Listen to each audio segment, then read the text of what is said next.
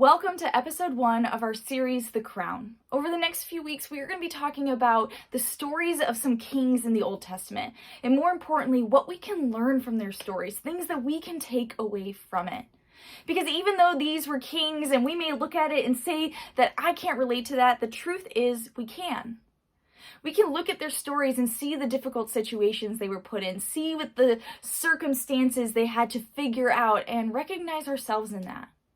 And I think it's so important for us to look at that and ask ourselves, how can I handle situations in my life the same way this king did? Or more importantly, how can I handle situations better than some of these kings? And so this week we're talking about the idea that revenge kills the opportunity for redemption.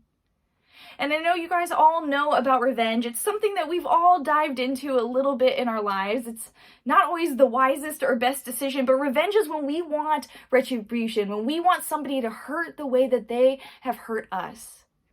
And I wonder if you have ever found yourself in a situation where you just instinctively acted on your emotions and you wanted to hurt somebody because they hurt you and things just got out of hand. I kind of have one of those ridiculous moments because sometimes it's very serious and sometimes it just becomes crazy and comical. And in my family, this situation, it's called Artichoke-ageddon. You see, my sister and I, when we were younger, we didn't always get along. And so one night, my dad was making artichokes for dinner. And artichokes for dinner was one of our favorite meals. It's something we always look forward to. It's because a lot of butter is involved. And we're big fans of butter. And I remember my dad had boiled up all these artichokes and my sister had the tongs and she was taking the artichokes out of the pot and putting them onto the plates for us to come up and grab and get ready for dinner. And so I walked up next to her and I grabbed a plate and she immediately stopped me and said, "No, that's my artichoke." And it could have ended there and I could have said, "Okay, fine," and grabbed another artichoke. But instead, I defiantly said, "No, this is my artichoke." To which my sister let out a gasp and took the tongs and just stabbed that artichoke over and over again till it was kind of in pieces. And in that moment, I didn't stop and say, "Whoa, that escalated quickly." No, instead I acted instinctively on the desire for revenge. And so I immediately grabbed another artichoke, one that my sister probably would have had to eat if I had taken the one she just stabbed. And I took it and I just went, and I threw it. And it hit the wall and it exploded. And you'd think it'd end there, but then no. Then my sister let out a scream and she grabbed the stabbed artichoke and she threw it on the ground and it exploded. You see, artichoke was everywhere. There was artichoke all over the floor and all over the walls. My dad only left for a minute and he came back in and my sister and I are screaming and artichoke is all over the place. And safe to say, we didn't have artichoke for dinner. Now that's a really kind of funny scenario, something that escalated into a way that it became comical, but more often than not, when we find ourselves in situations where we seek revenge, instead of it being funny, instead of it being a story we can share later, it's instead a situation where we hurt someone. A situation where we say something we will eventually regret. Do something we wish we hadn't. Because when we act on revenge, we're more likely to do something that is painful, that is hurtful, than something that will actually resolve our feelings, something that will actually resolve the situation. Instead, it might cause more problems. And I want us to look at a king's story in the Old Testament this week and learn about how they handled revenge. How did they handle the opportunity to seek justice? And that's King David. I want to dive into the story of King David, and what you need to know about him is there was a king named Saul. And Saul was not a good king. But David worked for Saul, and David served Saul faithfully, and David was very good to Saul. But the thing is, God loved David, and God had favor on David. So no matter what David did, he succeeded, and eventually Saul noticed. Saul noticed how good David was at doing whatever he felt like doing, how he just accomplished whatever he set his mind to, and people praised him for it, people respected him for it, and eventually Saul began to hate David. And we see it in 1 Samuel 18, verses 28 through 29, and I want to read it to you guys real quick. It says, "When Saul realized that the Lord was with David, and that his daughter Michal loved David, Saul became still more afraid of him, and he remained his enemy for the rest of his days." You see, Saul started to hate David, but for no good reason.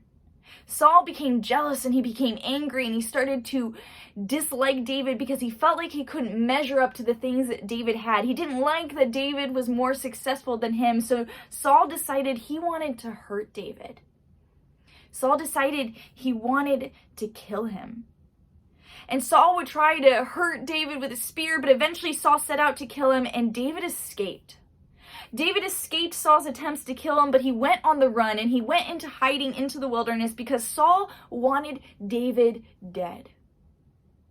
Saul wanted David gone for no reason.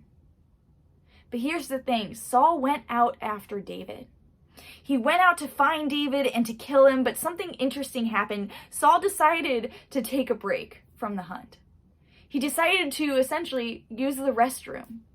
And so he went into a cave to do his business, but what he didn't realize is that David was hiding in that cave. David was hiding in that cave and Saul did not know, and what could have happened was David could have hurt and killed Saul. David could have ended this situation. He could have gotten his justice. He could have said, you know what? Saul tried to kill me. Saul unjustly wants me dead, so I will kill him. But instead, David responds differently. And we see it in 1 Samuel 24, verses 5 through 7. And here's what it says.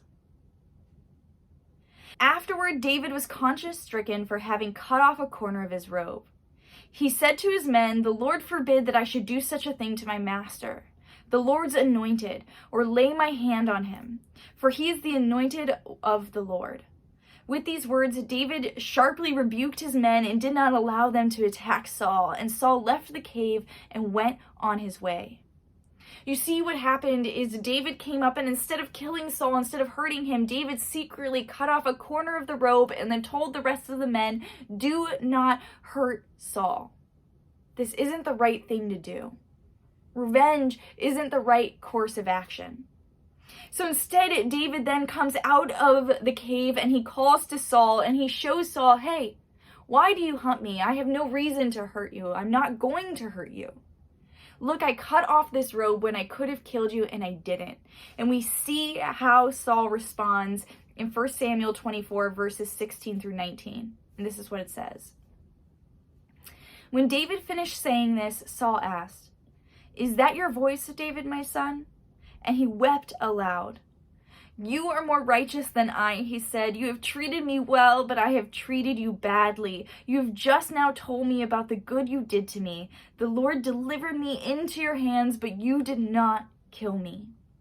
When a man finds his enemy, does he let him get away unharmed? May the Lord reward you well for the way you've treated me." And Saul leaves. Saul leaves and lets David live because Saul sees what David is doing. Saul sees the redemption that David is calling for. And honestly, in that moment, Saul feels called to do better too. Unfortunately, it doesn't last. Because you see, then Saul eventually tries to kill David again because once again, Saul becomes jealous. He becomes angry and he wants David dead. And once again, Saul is delivered into David's hands. You see, David and his friend, I might say this incorrect, Abishai snuck into Saul's camp. They snuck into Saul's camp, they snuck into his tent, and they saw Saul lying there sleeping, and he was none the wiser that they were there. And they could kill him. And Abishai wanted to kill Saul.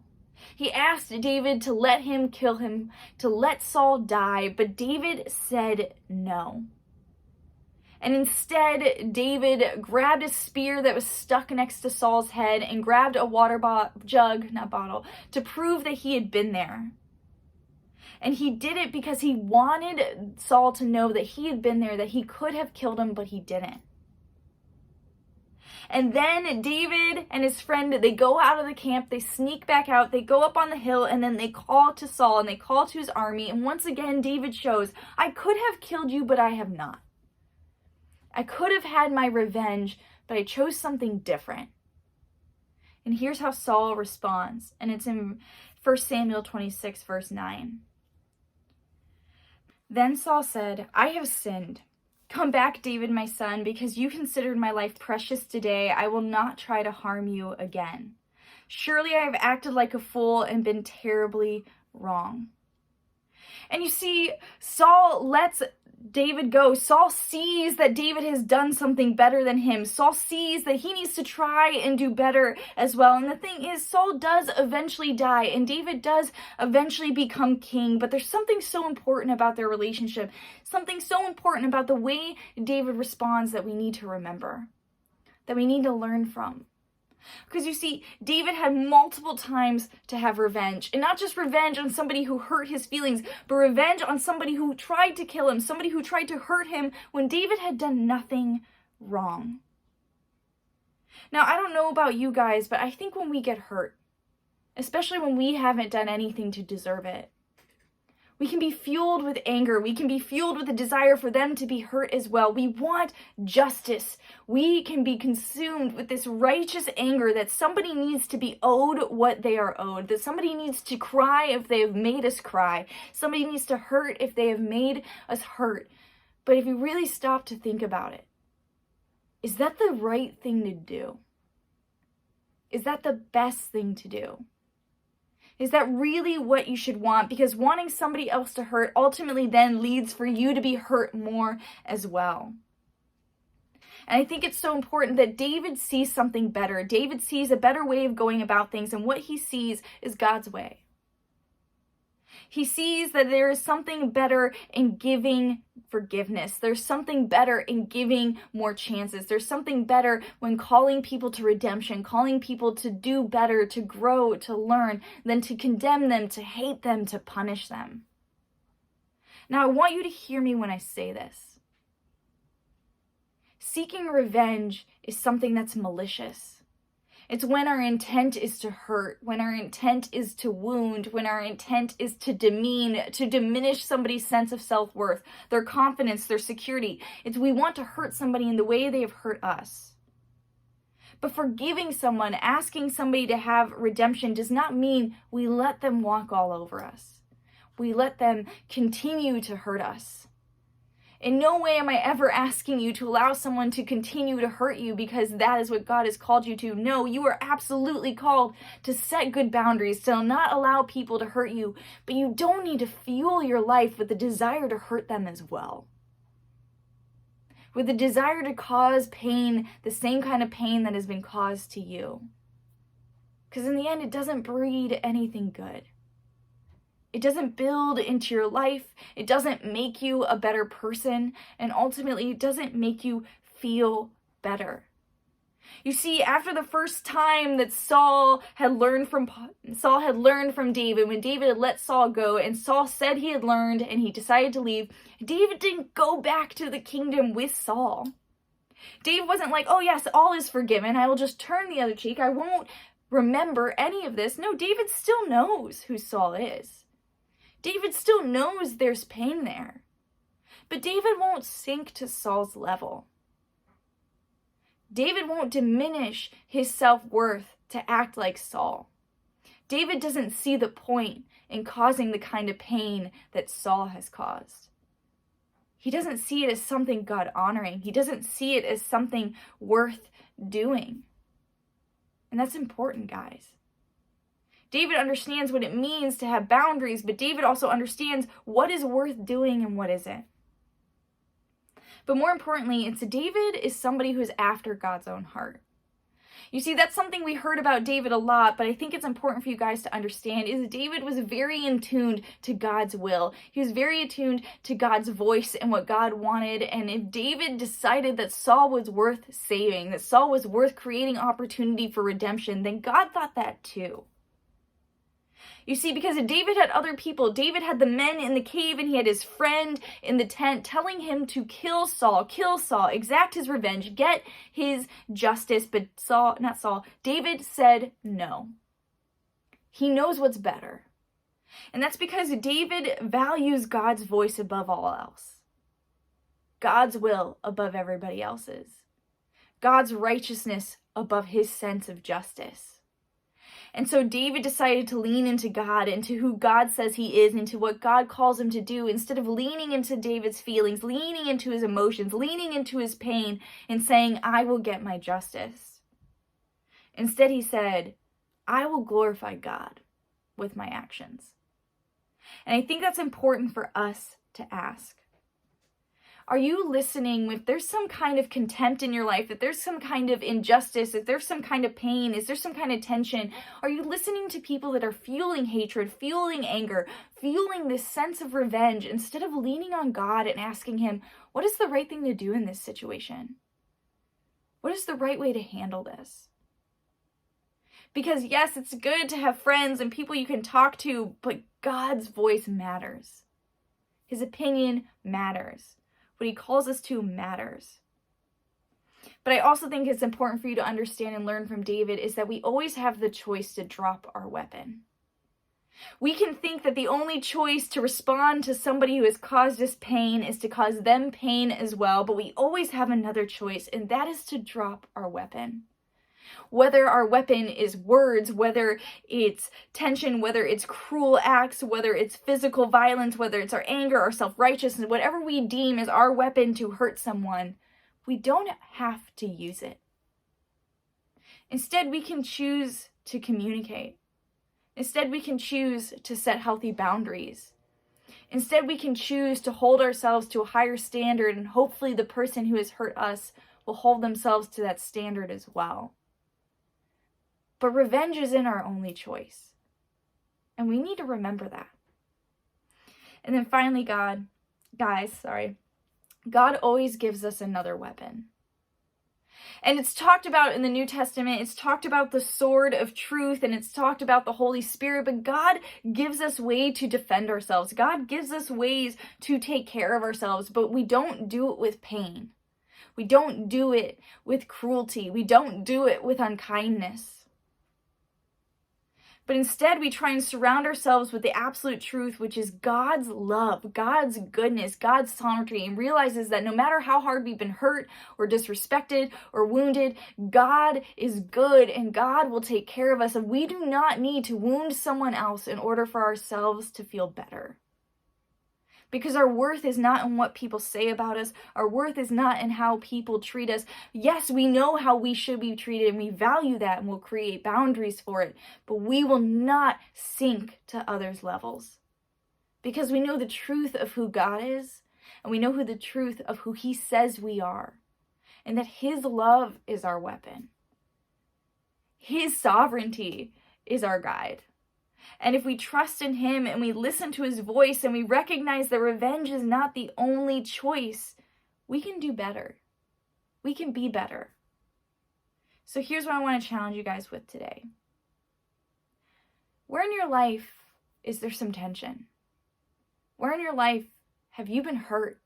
Or there's some uncomfortability? Where in your life have you acted maliciously or out of resentment or anger? Where in your life have you tried to hurt someone because they have hurt you? And I want you to ask yourself, how can you learn from David's story and try something different?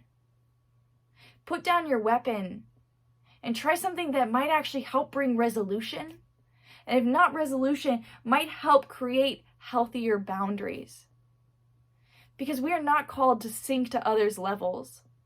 We're called to love. We're called to love unconditionally and recklessly, but we have to do that even when we're hurt.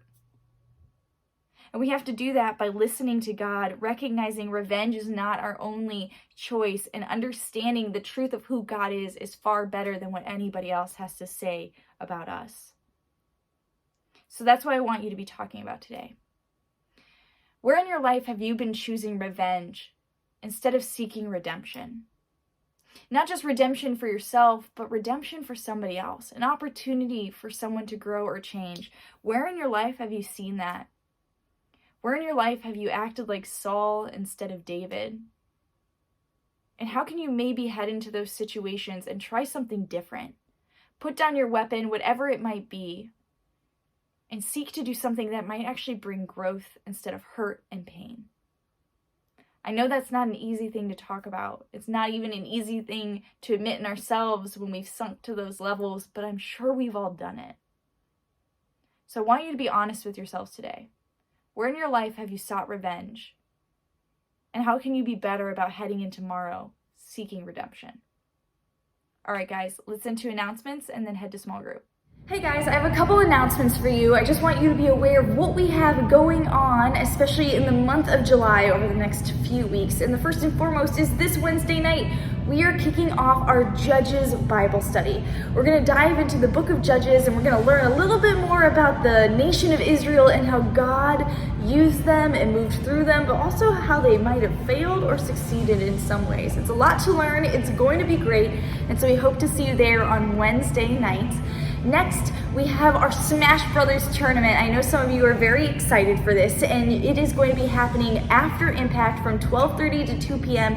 next Sunday. So after service, you can go grab lunch, come back, we're gonna eat, and then we're gonna compete to see who is the best. And then finally, next week, we have our Sandblast Rally, because Sandblast is coming up at the end of this month, and you can still register for it, but the week before Sandblast on July 25th, from 3 to 5 p.m., you're welcome to come here, help us make our cheer supplies, learn cheers, and we're also gonna practice some Sandblast games so that we can head into camp fully prepared to compete. But also guys, if you are not planning to go to Sandblast, please still come to this event. Come, help us make these supplies, help us play these games, and just have some fun. All right guys, that's everything I have for you this week. You can head to small group.